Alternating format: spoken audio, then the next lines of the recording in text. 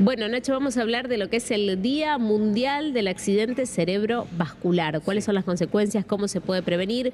Pero también hay muchísimas historias de vida detrás de este tipo de ACV, de accidentes cerebrovasculares. Si te parece, vamos a compartir primero la historia de Luis Mondino. Es un joven de 34 años que cuando era muy joven, a los 21 años, sufrió un ACV. Tuvo importantes secuelas, pero gracias al poder todos los días, a seguir una rehabilitación, al acompañamiento de su familia, hoy puede contar la historia y también escribe un libro para contar todo lo que él vivió. Primero les contamos esta historia de vida y después charlamos con los que saben, con los expertos.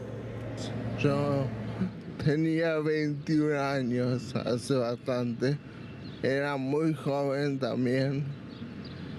Sí, en este tiempo me estuve recuperando muy de a poco, muy despacio. En la ACV estuve en terapia intensiva una semana o dos, no me acuerdo. Y perdí la conciencia y cuando la recuperé, me estaba inmóvil totalmente. ¿Cómo te comunicabas con tu familia? Apenas podía mover un dedo, esto te estoy hablando de 10 días después de no mover nada. No poder comunicarse, yo creo que debe ser lo peor. Al principio tuve mucha ayuda de mi mamá, se movilizó bastante para que yo me recupere. Y después, particularmente, en mi casa, con voluntad propia, se puede decir así, me fui recuperando de a poco, también viendo lo que uno necesita, qué puede hacer para lograr lo que uno necesita, y así viendo cuál era mi carencia y qué era lo que yo deseaba, así me fui recuperando lo que yo quería lograr. Y siempre, si uno tiene un plan en la vida, lo va a querer cumplir y no deben bajar los brazos por lo que la vida les ponga adelante, ¿no es cierto? Bueno, Nacho, esa es la historia de Luis Mondino, un joven, como antes te decía, que a los 21 años sufrió un ACV, pero que bueno, afortunadamente pudo escribir un libro, se recibió de abogado, pero realmente la vida cambia, ¿no? Radicalmente. Por eso, en este momento y en el marco del Día Mundial del ACV, estamos con la doctora Guadalupe Bruera, que es neuróloga. ¿Cómo le va, doctora? Buen día. Bien, buen día, muchas gracias. Bueno, lo primero que queremos saber, doctora, ¿hay maneras de prevenir un accidente cerebrovascular? Sí, hay maneras, hay múltiples. Para ser un poco más específico, es tener cuidados con lo que se llaman factores de riesgo.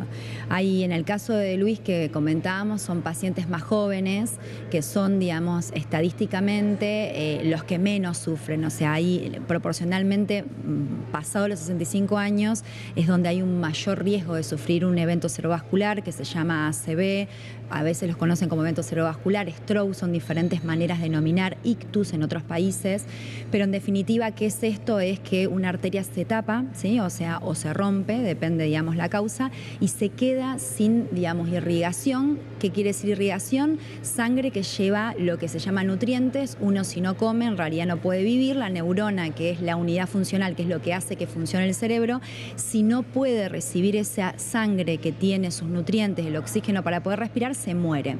Si esa neurona tenía una función, por ejemplo, de hacer que yo pueda estar hablando, la persona se queda sin poder hablar. Entonces no puede más emitir el lenguaje, en otros casos no puede entender lo que uno le dice.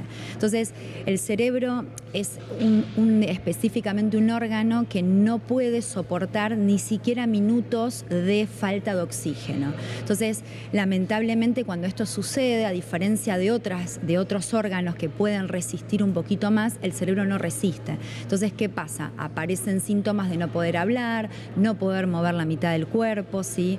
Puede pasar un dolor de cabeza que uno dice es el peor dolor de cabeza de mi vida, que se siente que le estalló la cabeza. ¿Ahí tengo que acudir a una guardia? Claro, ahí lo que tengo que hacer es de manera urgente. Urgente quiere decir que dejo todo lo que estoy haciendo. Si es un familiar, un vecino o alguien que yo detecto que empezó a hablar mal o se cae o tiene la mitad del cuerpo que no la puede mover, rápidamente debo trasladarlo a un lugar, un efector que tenga tratamiento específicamente para esta patología. ¿Sí? Eso es muy importante.